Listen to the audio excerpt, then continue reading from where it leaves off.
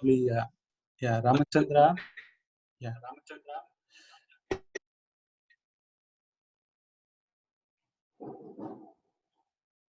Do you want to share something on the?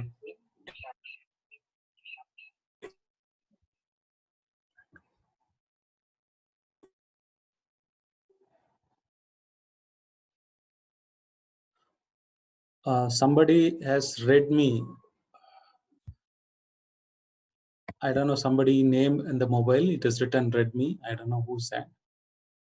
Can you unmute and just talk about where are you from and any experience on the COVID? Read me.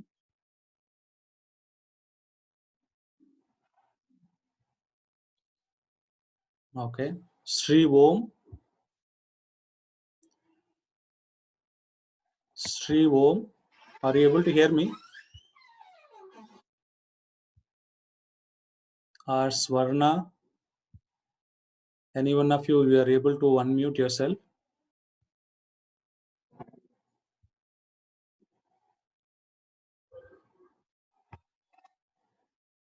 Abhijit, am I audible, Abhijit? You are audible, bro. We were earlier, we lost you for a while, but now you're audible. Okay.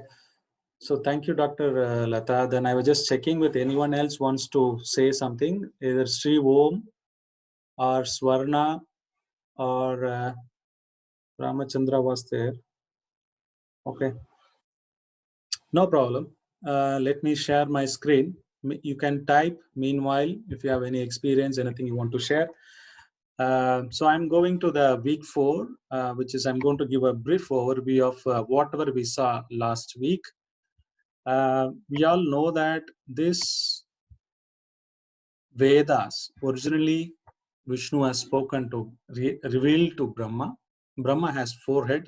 From 4 head, all the 4 Vedas came. He essentially, there was one Veda, then he divided into Rik, Yajur, Sama, Adharvana. That's what it, from his mouth, from his 3-4 faces, it came 4 Vedas. Apart from this Vedas, what happened? There are also few other things also came. It is not just only Vedas spoken by Brahma. He also spoke Veda Anga, which is essentially to how to read this Veda. These all in poetic meter, lot of Sanskrit, grammar, how it should be pronounced. That's the phonetics, Siksa, Vyakarana is a grammar, Nirukti like a dictionary, Chandas is a meter, how one should sing the particular mantra. Then Jyotisa, we saw how this astrology or timing, what functions to be done and what time. Then there is a Kalpa. Kalpa is a category of books.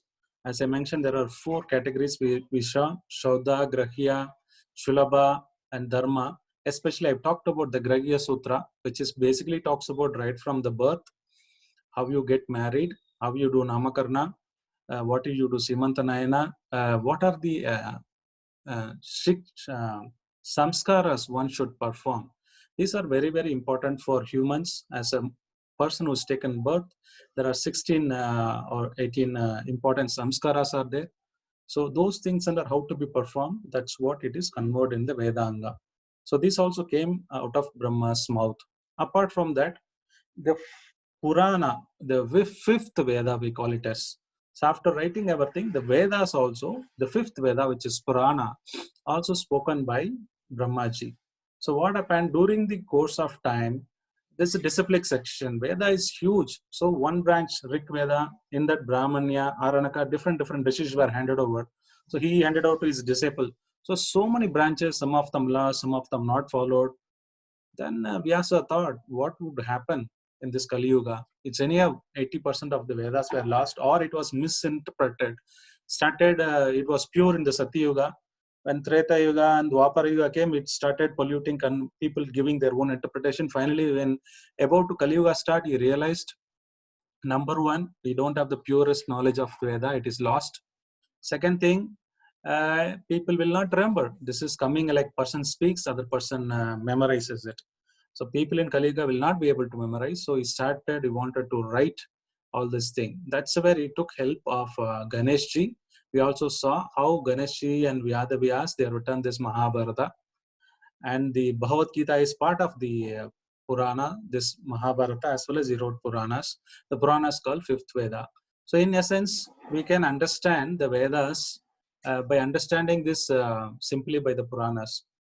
I also explained the Vritasura story, saying that why, even though let's say 100% Vedas available, it is very difficult for us to understand study, because you want to study the grammar itself, it takes 7 years. You have to go to the Gurukul, you have to learn person who knows about it. It's the dialogue, what the Sanskrit is written, it is very ancient. Nobody has that knowledge. Already 95% of the Vedas are lost, only 5% is available. Then there are different interpretation given by the different disciplic systems over the period of time, Satya, Treta, Dwapara Yuga. So we don't have the purest knowledge. Fourth one, the Vedas are generally read by the Brahmanas. The other people don't study it or read it. It's not available. And there are a lot of the way you have to exactly how to pronounce. That's why I was telling this Vritasura story. His father, Vritasura, his brother, he had a brother called Vishwarupa. He was killed by Indra, so he wanted to take a revenge. His father conducted yagya to get a son who will be the enemy of Indra. He just stretched that mantra a little bit longer, so it becomes a different meaning. Instead of he killing Indra, Indra he will become his enemy. So that's a story I was telling to emphasize that forget Vedas. One, it is beats around the bush. There are a lot of information you need to study. Second thing, it is lost. Third thing is only few people can read it, and it is very difficult. You need to learn this Vedanga in order to read the Vedas. That is a prerequisite. But who can read Prana? Anybody can read it. There is no prerequisite. It is written in simple Sanskrit, the spoken Sanskrit, and it is written by Vyasadeva. And every Kali Yuga comes, this Vyasadeva incarnation comes, somebody takes the position of Vyasadeva.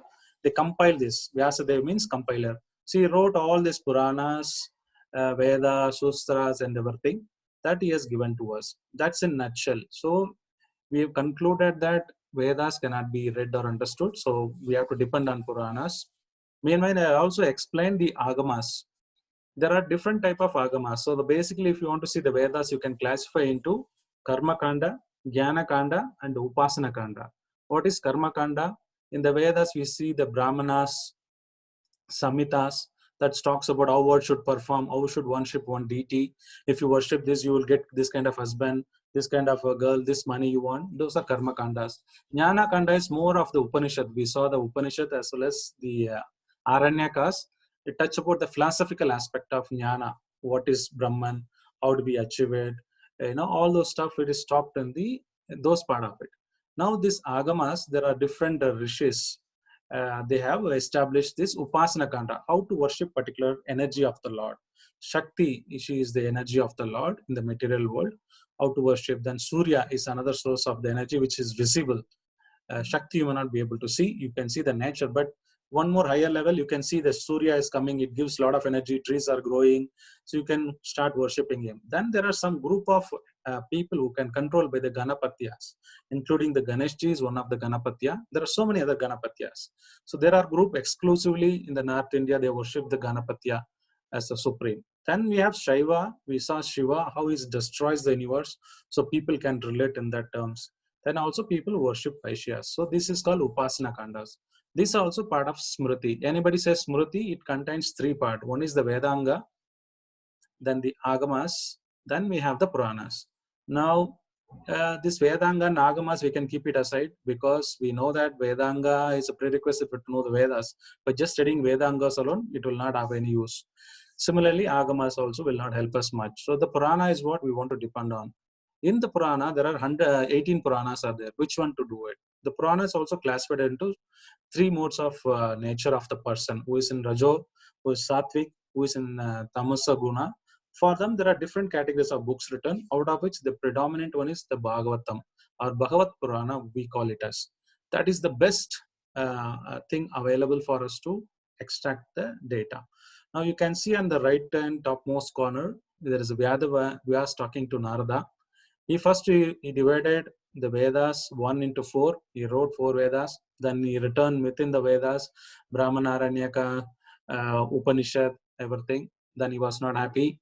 Then he wrote this Vedanga. Then he wrote Agamas. Then he wrote 18 Puranas. He wrote 108 Upanishad. Then he thought, okay, still people will not be able to read it. Let me write Vedanta Sutra, which I will explain you. That is the Upanishad. In essence, the Upanishad, the philosophical aspect, is summarized into various sutras. That also he wrote. He was not happy. Then he was thinking, what is wrong with me? I have written so much. Nobody else can comprehend. Still, I'm not happy. There is something wrong. Then he was meditating. His guru Narada came. Then he said, you're not exclusively glorified the devotional service of the Lord's pastime. This Bhagavata Purana you have to rewrite and expand into more verses, and you write the glories of devotion service. That will give you satisfaction. So then we can see this in the Krishna photo. There are different cantos I've shown. The book Bhagavatam, it contains 18,000 slokas having 12 cantos. So it is the just Krishna said, I am coming in the Kali Yuga as in the book form, as in instead of a person, I am coming as a Bhagavata person instead of in person. Dwapara Yuga, I was there in person to get Arjuna. But in this Kali Yuga, I will come in the book form. My two legs represent the two cantos. The third and fourth represent his thighs. The fifth one represents his novel. The chest represents his canto 6. 7 and 8 are his two bhujas. And his neck is ninth canto 9. The 10th canto is his face. 11th and 12th, the forehead and the top of the head of the Krishna. So it is Krishna himself. There is no difference between Bhagavatam and Krishna. So anything you learn. So now I said the three types of establishing knowledge. One is that Shruti, Smriti, Nyaya. Shruti, Smriti, we saw. I will just give you a brief of what is Shruti, which is Vedanga, Agamas, and Puranas. So in the Shruti, we take Ishopanishad as the primary establishment of the knowledge. There are so many Upanishads, but Prabhupada has translated Ishopanishad. That is the book, we take it as a basis. For Shruti, we take it as Bhagavatam, as well as Bhagavad Gita, which is Shruti as well as Smriti. So Bhagavad Gita and Bhagavatam we take as a basis for anything you want to learn from the Shruti. Then comes the Nyaya. Nyaya is nothing but Vedanta Sutra. That's what I'm going to explain. So far, any questions or any comments anybody want to add before I move on to the next topic? If anybody is missed or not understood, you can just give me you can stop me. Otherwise, I'm moving on to the next one.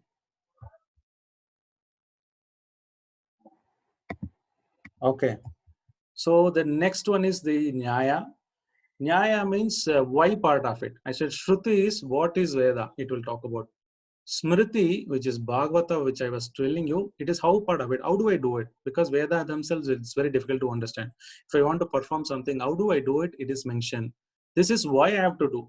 These Vedas are mentioning, okay, Pranas are telling something, okay, Bhagavatam, I accept it. Why should I do?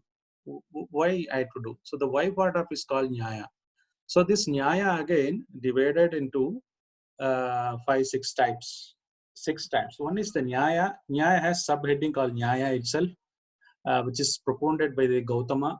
There are 6 darshans, we call it as. There are 6 philosophical great yogis, rishis. They have based on the summary of the entire Vedanta, they came with some philosophy. So the Nyaya is established by Gautama. His philosophy is that the entire worldly cosmic manifestation is because of atom. So everything comes from the atom. That was his theory. Then Vaisheshika we have is propounded by Kannada. He says combination of atoms is what the reason for the cosmic manifestation.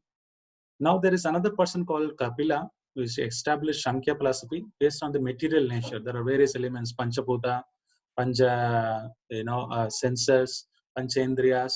There are so many elements or material nature as there. So his idea is that this entire universe is created because of material nature. Please note that this Kapila is not the Kapila what we are referring in Bhagavatam. That is Lord Kapila, who is Krishna himself appeared. This Kapila is more of atheist.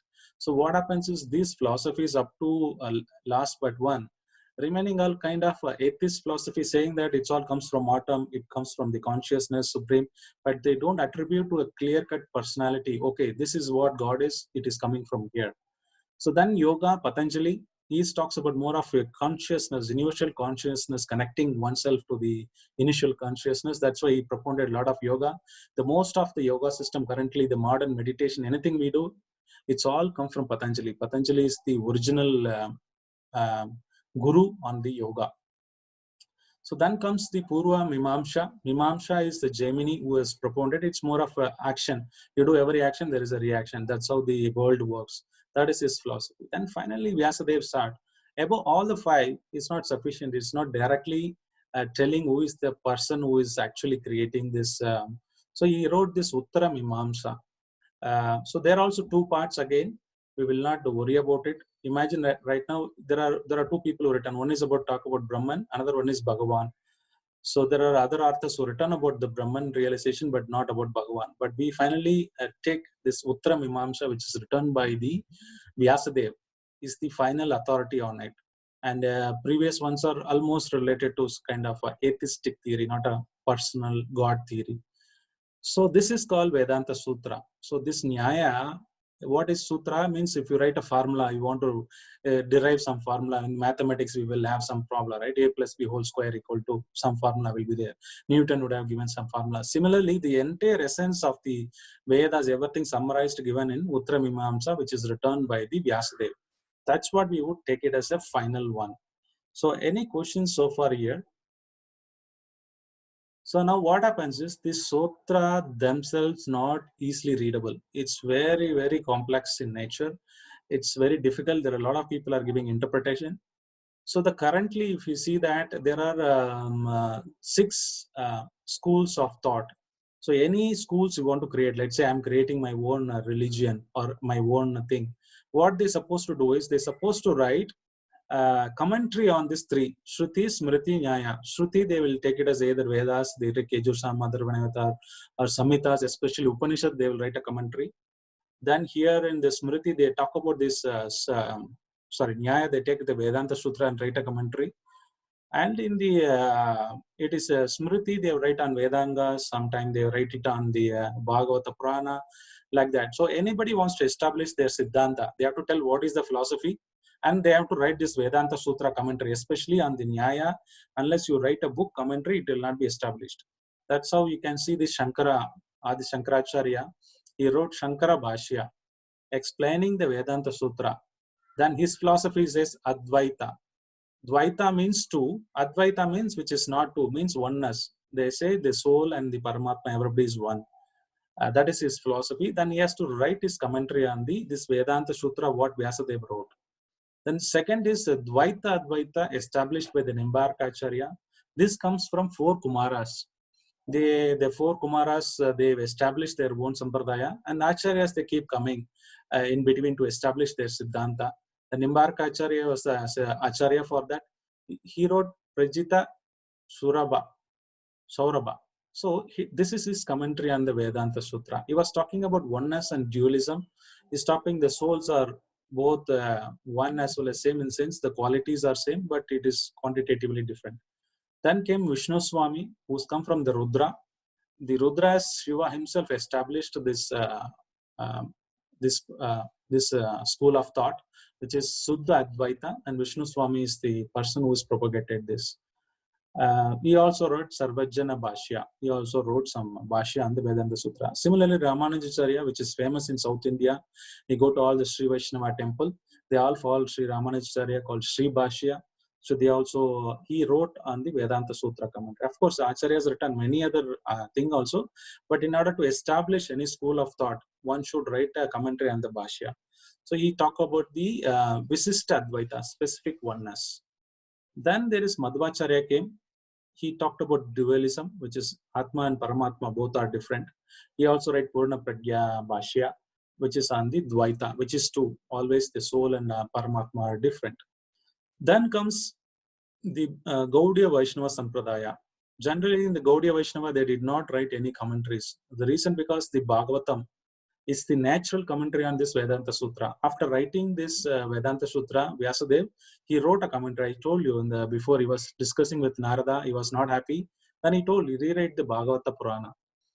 So that's why it is a natural commentary on the Vedanta Sutra. So people who follow Bhagavata Purana, they don't need to write any commentaries. But still, for the various reason, it is requested. So Baladev Vidyabhushan, based on the Govinda's instruction, there's a deity in Vrindavan, Govinda. He personally instructed, he wrote Govinda Bhashya. So that's a commentary on Vedanta Sutra. This talk about Achintya Veda Veda Tattva. This is established by Lord Krishna himself, who appeared as a Chaitanya Mahaprabhu 500 years ago. Our Acharya is Baladev Vidyabhushan. But having said that, all these different schools of thoughts, these 4 Vaishnava Sampradaya, is bona fide. Anyone can follow any one of this Madhva, Ramanuja, Rudra Sampradaya, Kumara Sampradaya, Sri Sampradaya, they are all bona fide. We can follow anyone. So especially the ISKCON, which comes under the Brahma Madhva Gaudiya Sampradaya, which combination of Madhva as well as Brahma, established Brahma Madhva Gaudiya, the Siddhanta comes. So this is Divine Grace A.C. Bhaktivedanta Swami Prabhupada. What happens, all this literature, everything is there either in Sanskrit. There is nobody to translate in English speaking world for us, to common people to understand. So within span of 8 years or 10 years, he wrote volume of books nobody can, which he can ever imagine. He wrote 80 volumes of books. He used to establish temple. He used to preach. He used to teach. He used to travel all over the globe 14 times within 10 years. And he also written 18 volumes of book. Even one person has to write one book, and it is, I don't know how long it will take, but he's written volume of books.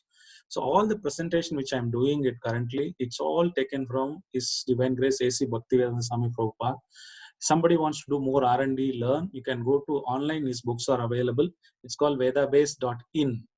vedabase.io. That's where the electronic version of it there. Of course, you can have a hard copy and read it.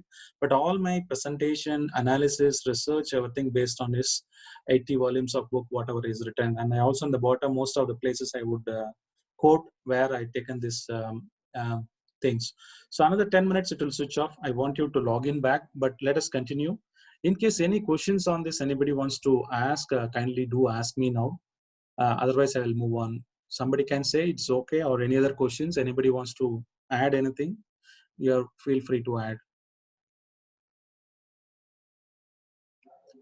So I'm just representing in the same thing in the table format. There is a Madhva Sampradaya, Ramanuja Samaya, Rudra Sampradaya, Nimbarka Sampradaya, and Madhva, which is established by the Adi Shankara. There are different acharyas, and what is the Siddhanta? Okay, now once you establish, so one might ask, what is this Vedanta Sutra all about? What is the commentary they have written? Why the Vedanta Sutra cannot be understood by us? The sample, this is the sample which I am giving. This is how it will look like. Adato Brahma Jignasha. This is 1.1.1. This is the first sutra, Aparusham, on the Vedanta Sutra. It says Anandamayo Vishyat. Then is Sabdat Anavriti. It will say. So what is that means? One is the Adato Brahma Jignasha. If you remember my first session, I was talking about giving an example of Anatha becoming Sanatana. One business person, his son, he father sent him away. Then he comes back. He knows, then finally realizes who is my father. So it is inquiring about that father, the absolute truth. That we call it as Atato Brahma Jignasha. If you see the Srimad Bhagavatam, the first verse starts with explaining this Atato Brahma Jignasha. So like that, there are various sutras they're given in short form. All the philosophy is condensed. There are about 5, I think it is 550, 570, around that number. You have this many Vedanta sutras written by the Vyasadeva, which many people interpreted differently. It is very difficult to understand. So he wrote at the end the natural commentary people to understand this Bhagavata Purana.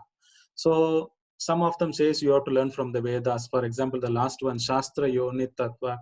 Like that, there are many Vedanta Sutras there. To continue that, I've given you some samples here, which is difficult to understand. I just given a one-word meaning of what is this sutra mean. So that was detailedly explained.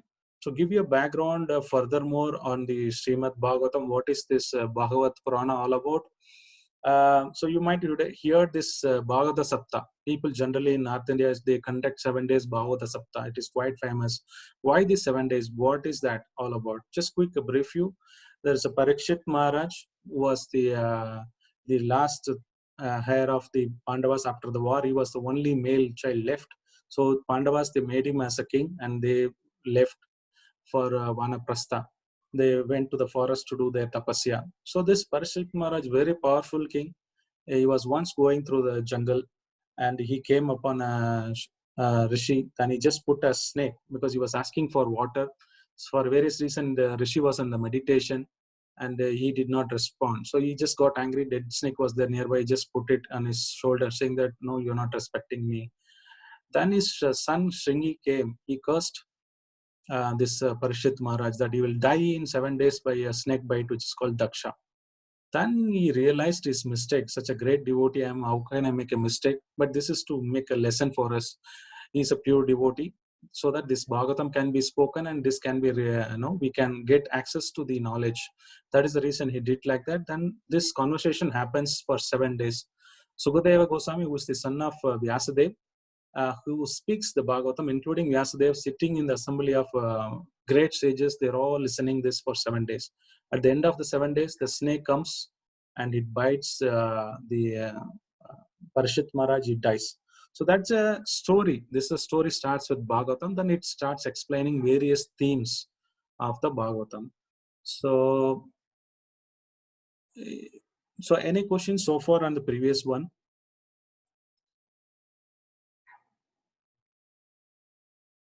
Am I audible?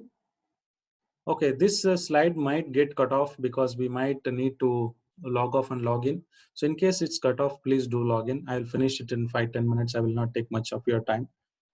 So let me continue. So this after this Bhagavata Purana, what is that all about? More detail.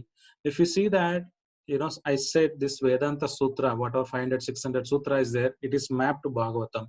So to give you the first example, the entire essence of Vedas is generally a Gayatri. The Gayatri mantra is there. I have hidden it here because generally it's not supposed to be read without the guru's permissions, or if you are not coming the proper parambara and time. There are restrictions on when you can chant. Nowadays, people put it on YouTube. Somebody sings, but this will have effect only when it is given you by the guru. You can't just chant the Gayatri.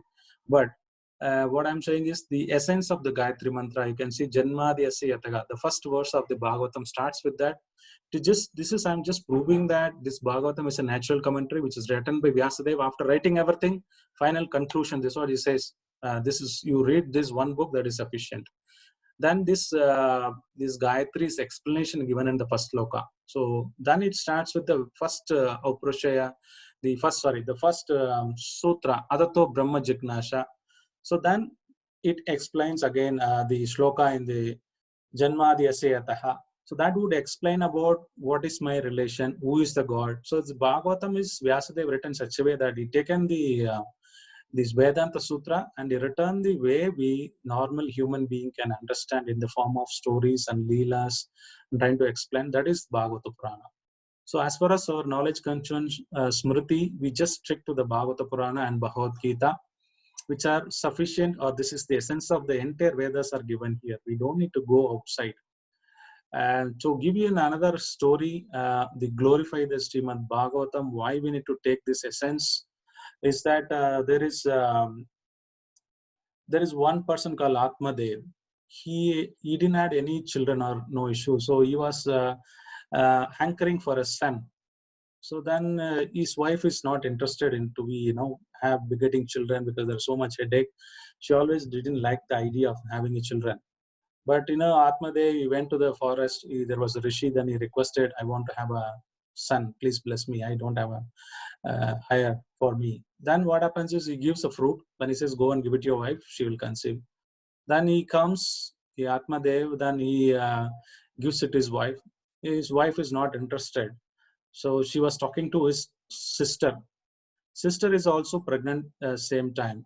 So she said, "See, like you're pregnant. I don't want to become pregnant. It is a headache." And sister also says, "Yeah, it is also a headache for me. Let's do one thing. I don't want to grow these children's later when it borns. I'm also not quite comfortable. What you do is, I will have a children. I'll say it miscarriage happened. I'll give the kids to you. You give the kid to your husband. Let him take care of it. So you don't need to conceive.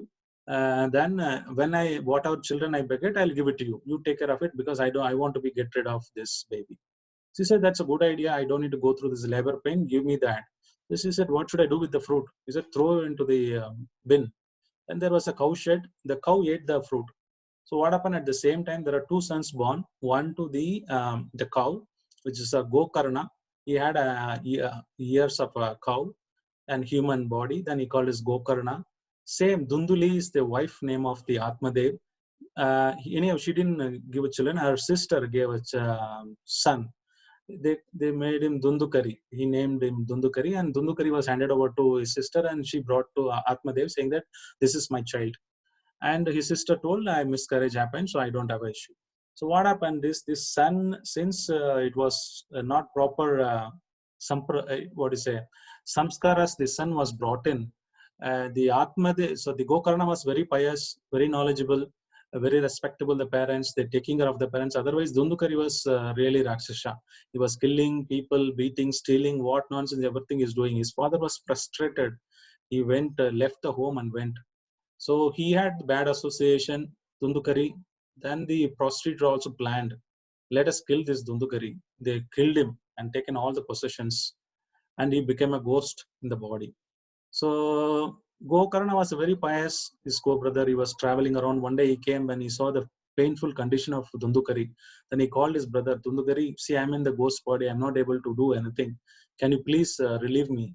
Then he said, what needs to be done? Then Gokarna was asking, and I already said, you do Bhagavata Sapta. You read Bhagavatam, you get moksha. So what happened is this Dundukari sitting on the bamboo pole, and the Bhagavata Sapta 7 days, like Parshit Maharaj, how he was constantly hearing this, and the Gokarna himself started reciting this Bhagavatam.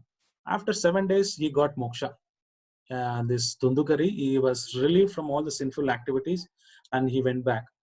Then there was a surprise to Gokarna. He said, I am speaking this Bhagavatam. I am doing such an activity, but I am not going. But my brother, who is in the form of ghost, he is going back. Then he asked Vishnutudas, why I am not going? He said, even though you spoke, but not with the trust or the Shraddha on which you have listened